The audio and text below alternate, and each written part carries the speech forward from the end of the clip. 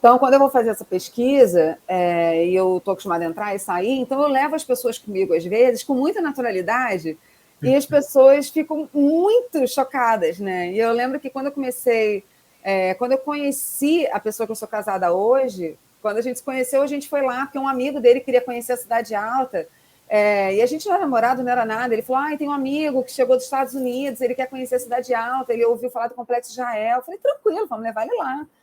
E aí a gente foi de carro, ele foi dirigindo. E quando a gente chegou lá, era isso, né? Aquela coisa tipo filme, né? Um fuzil, com pente pendurado, com muita munição, com armas enormes de meninos adolescentes, que são, sim, levados, né, por essa estética do crime, também por essa coisa que norteia essa coisa do crime, né, da construção de identidade, de ostentação, de riqueza. E aí tinham muitos meninos jovens, e eles foram entrando, né? O Leandro, meu marido, e na época era só um amigo, e o amigo dele, minha filha foi comigo, porque eu levo minhas filhas também. Então, quando a gente foi entrando assim, minhas filhas já conheciam, e eles foram olhando. Ele falou, como pode ter tanta gente armada, tanta munição, tanta arma de alto calibre, tanta gente o tempo inteiro sitiando, porque o TCP tem essa estratégia de sítio, então eles ocupam toda a favela. Em qualquer lugar da favela que você esteja, eles identificam, eles sabem que você entrou, que você saiu. Então, eu passei, por exemplo, numa entradinha e procurei um aluno meu que achando que ele fosse estar lá. Eu falei, fulano está aí. Não, tá não. Pastora, paz, eu vou lá então, não sei o quê. Subi. E aí depois veio um carro emparelhando a gente, assim, buzinando, e o Leandro ficou desesperado no volante, né? Por que esse carro tá atrás da gente igual um louco? E aí eu falei, se tem um carro querendo que a gente pare, porque é alguma coisa, né? Ele subiu na calçada, parou, desesperado, carro cheio com as minhas filhas, com o amigo dele, comigo. Ele parou e, de repente, saíram dois pessoas que estavam na patrulha, né? 2 traficantes que estavam fazendo a patrulha da favela naquele dia, com o meu aluno dentro do carro. Tipo assim, pastor, eles falaram que a senhora queria falar comigo. E não, assim, eles tinham ido atrás de mim para poder o meu aluno me cumprimentar, dar um oi, né? E aí eu falei, oi, tá, isso aqui, abracei, apresentei ver todo mundo, e a gente subiu, fomos na Cidade Alta, tiramos foto na caixa d'água com a estrela de Davi, enfim, e ficou tudo bem. Então, eu sou de Nova Iguaçu a vida inteira, né? Hoje eu moro em Niterói.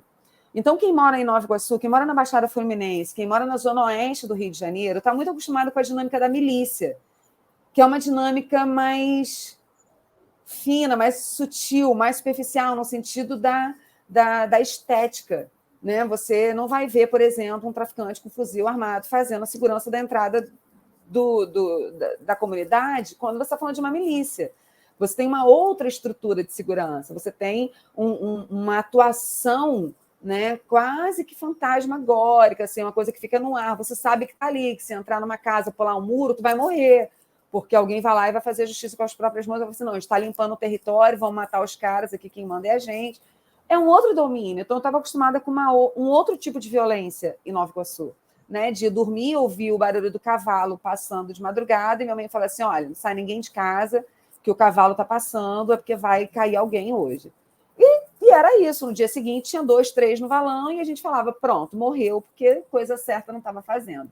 E a gente aprende a pensar assim, que morreu porque não estava fazendo coisa certa, porque estava roubando gente da comunidade, porque estava.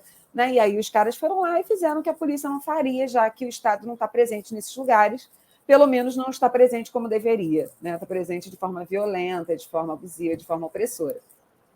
E aí, quando eu vou para a favela, a minha experiência com a favela ainda não era uma experiência de quem tinha estudado história, de quem tinha ido para o mestrado em ciências da religião. Era uma experiência de quem tinha estudado teologia na Faculdade da Assembleia de Deus do Rio de Janeiro. Uma teologia como se estuda numa faculdade. Né? Uma teologia longe da realidade, longe de uma estrutura de periferia, que tem tudo a ver com o pentecostalismo, mas que não ocupa as cadeiras das teologias que a gente aprende. A gente sabe que quando a gente pensa em aprender uma teologia que comunique mais com a realidade de periferia, a gente está falando de uma teologia da missão integral, teologia da libertação, que ainda assim não dá conta. né? Porque eu não entendo que uma teologia da missão integral dê conta, que uma teologia da libertação dê conta, apesar de responder outras perguntas que uma teologia mais histórica, por exemplo, não responda, ela também não dá conta. Então, se eu tivesse que responder que teologia, para mim, dá conta da vida que eu encontro nas periferias, é a teologia pentecostal. Mas não a teologia pentecostal que é pensada e reproduzida numa academia de um teórico que produziu fora do Brasil, mas uma teologia que é produzida da própria periferia.